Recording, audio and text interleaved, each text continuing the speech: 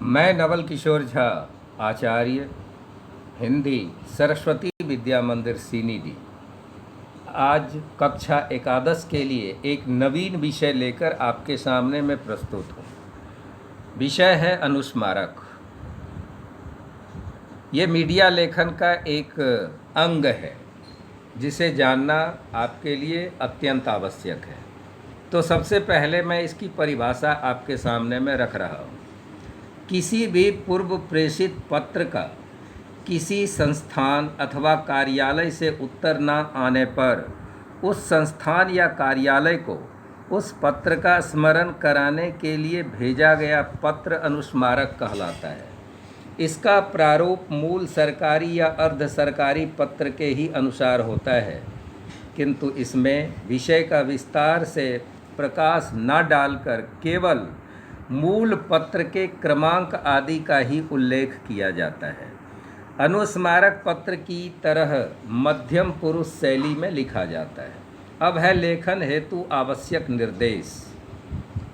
अनुस्मारक लिखते समय निम्नलिखित निर्देशों का पालन करना चाहिए। पहला है, इसका प्रारूप सरकारी या अर्ध सरकारी पत्र की तरह होता है, परंतु इसका आकार छोटा होता है। दूसरा है, एक से अधिक अनुस्मारक भेजने पर उन्हें क्रमांक दिया जाता है, जैसे अनुस्मारक 1, अनुस्मारक 2।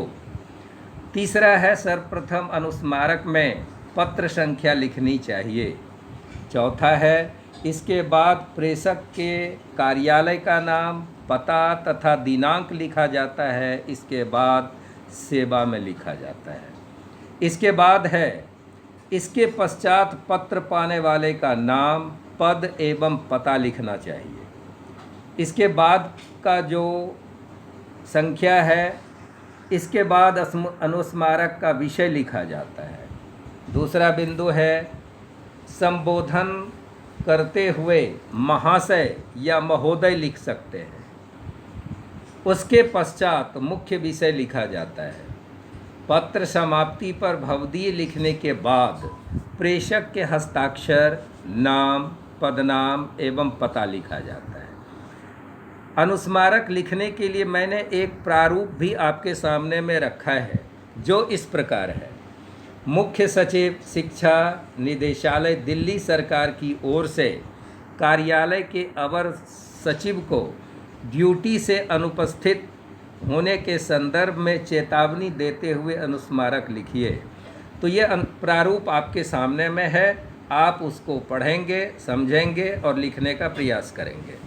अभ्यास हेतु भी मैंने अभ्यास के लिए भी मैंने 2 आपके सामने में उदाहरण रखा है। मुख्य सचिव ओडिशा की ओर से भारत सरकार के गृह मंत्रालय को बाढ़ पीड़ितों की आर्थिक सहायता हेतु पूर्व पत्र का उत्तर न आने पर एक अनुस्मारक लिखें, जो आपके सामने में है। आप इसको पढ़ेंगे और लिखने का अभ्यास करेंगे। दूसरा है, भारत सरकार के परिवार कल्याण मंत्रालय की ओर से राज्य सरकार के जन स्वास्थ्य विभाग को अनुस्मारक लिखकर उनसे गत वर्ष पल्स पोलियो कार्यक्रम की रिपोर्ट मांगें।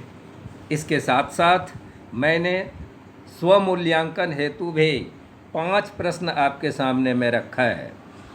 पहला है, महाराष्ट्र के गृह विभाग की ओर से भारत सरकार के गृह मंत्रालय को एक अर्ध सरकारी अनुस्मारक लिखकर अतिरिक्त सुरक्षा बल की मांग कीजिए।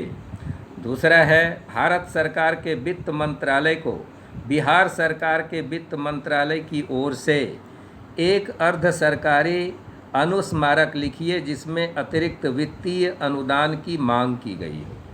तीसरा प्रश्न है, भारत सरकार के गृह मंत्रालय की ओर से साहित्य अकादमी के सचिव को अनुस्मारक लिखकर गत वर्ष के समारोह का विवरण प्रस्तुत कीजिए, प्राप्त कीजिए।